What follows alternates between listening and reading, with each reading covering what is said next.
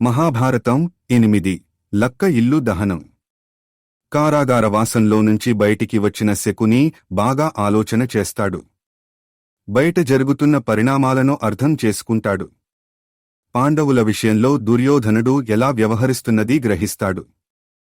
అలాగే పాండవుల బల పరాక్రమాలను గురించి కూడా తెలుసుకుంటాడు.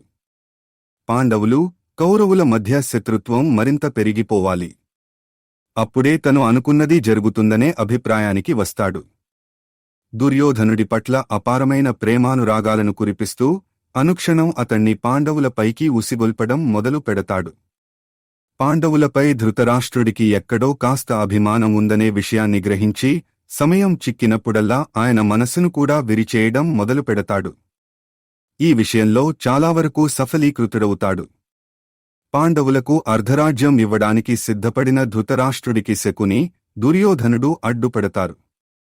హస్తినాపురంలో పాండవులకు పెరుగుతున్న ఆదరణకు అడ్డుకట్ట వేయాలంటే వాళ్లను కొంతకాలం పాటు హస్తినాపురానికి దూరంగా పంపించేయమని అంటారు. ధృతరాష్ట్రుడి ఆదేశం మేరకు పాండవులు వారణావతం వెడతారు. అక్కడ వాళ్లు ఉండటానికి దుర్యోధనుడు ఒక అందమైన ఇంటిని ఏర్పాటు చేయిస్తాడు. అది పథకం ప్రకారం లక్కతో నిర్మించిన ఇల్లు. చిన్నపాటి మంట అంటుకున్నా క్షణాల్లో కాలి బూడిద అవుతుంది.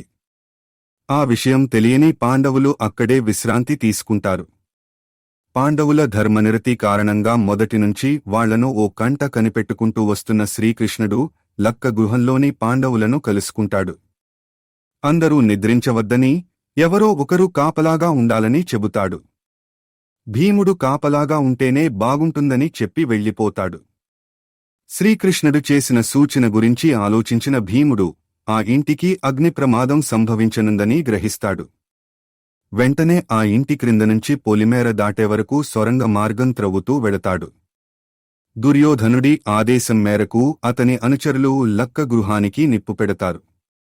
ఒక్కసారిగా లక్క గృహాన్ని మంటలు చుట్టుముడతాయి. క్షణాల్లో అంతటా మంటలు వ్యాపిస్తూ ఉంటాయి. కాపలాగా ఉన్న భీముడు అది గమనించి తన వాళ్లందరినీ సొరంగ మార్గం ద్వారా ఒక సురక్షిత ప్రదేశానికి చేరుస్తాడు. సుమ్మసిల్లిపోయిన తన వాళ్లకి కాపలాగా దగ్గరే ఉంటాడు. జరిగిన సంఘటనకు కారకులు ఎవరు? ఆ కౌరవులేనా?